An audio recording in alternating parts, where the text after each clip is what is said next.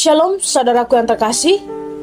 Pada hari ini kembali lagi kita merenungkan kebenaran firman Tuhan yang terambil di dalam 1 Petrus pasal 1 ayat 9. Beginilah firman Tuhan. Karena kamu telah mencapai tujuan imanmu, yaitu keselamatan jiwamu. Judul renungan hari ini, selamat sampai tujuan. Jika kita melihat dan memperhatikan, ada banyak orang yang pergi merantau atau ada banyak orang yang pergi ke suatu tempat.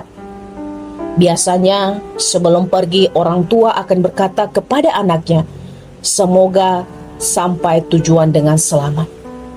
Ini adalah harapan yang dimiliki oleh orang tua, bahwa anaknya bisa sampai di tujuan dengan selamat dan ia bisa hidup sesuai dengan tujuan yang ia tetapkan dari awal.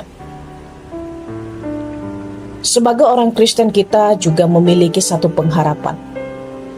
Dan pengharapan itu hanya kita peroleh di dalam Tuhan kita Yesus Kristus. Pengharapan yang kita yakini sebagai orang Kristen adalah pengharapan bahwa kita tidak akan binasa.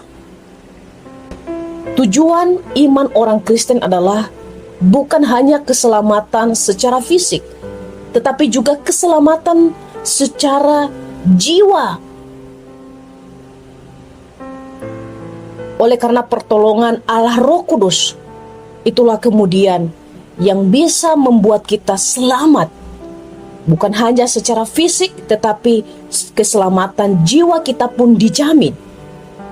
Yaitu Roh Kudus memampukan kita percaya kepada Yesus, meyakini bahwa Yesus adalah Tuhan dan Juru Selamat, sekalipun kita tidak pernah melihat Dia secara fisik, tetapi kita bisa merasakan bahwa Dia ada bersama dengan kita. Itu adalah iman. Kita percaya kepada Yesus sebagai Tuhan dan Juru Selamat karena ada firman Tuhan, nubuatan para nabi yang dicatat di dalam Alkitab. Dan Roh Kudus yang memampukan kita untuk menyatakan Yesus adalah Tuhan dan Juru Selamat. Ketika kita memiliki iman kepada Kristus, itu artinya kita percaya. Dan bukan hanya percaya, tetapi kita juga harus mengasihi Dia. Pengharapan kita sebagai orang Kristen, ini yang kemudian menjadi satu alasan bagi kita untuk tetap bersukacita, bergembira, sekalipun kita menghadapi berbagai banyak tantangan, persoalan kehidupan yang silih berganti. Semua itu tujuannya untuk menguji iman kita, supaya iman kita lebih murni lagi, dan bahkan kita bisa menjadi emas yang murni. Dan di akhir dari kehidupan ini, ketika Yesus datang kedua kali, di dalam pengadilan Allah, Allah berkata, Ia mengenal kita. Allah mengenal kita bukan karena perbuatan yang kita lakukan, tetapi semata-mata karena kita percaya kepada Yesus. Oleh karena itu, marilah kita tetap bertekun dan setia di dalam bergaul dengan Tuhan.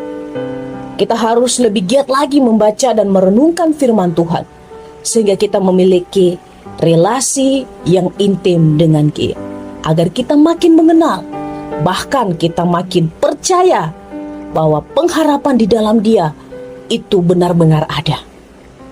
Jika saat ini saudara dan saya belum percaya dan cinta Yesus sepenuh hati kita, maka itu artinya kita belum mencapai kesejatian iman kita. Kesejatian iman kita capai ketika kita benar-benar hidup sesuai dengan tuntunan Allah Roh Kudus di dalam setiap hidup kita. Biarlah renungan ini menjadi satu kekuatan bagi kita.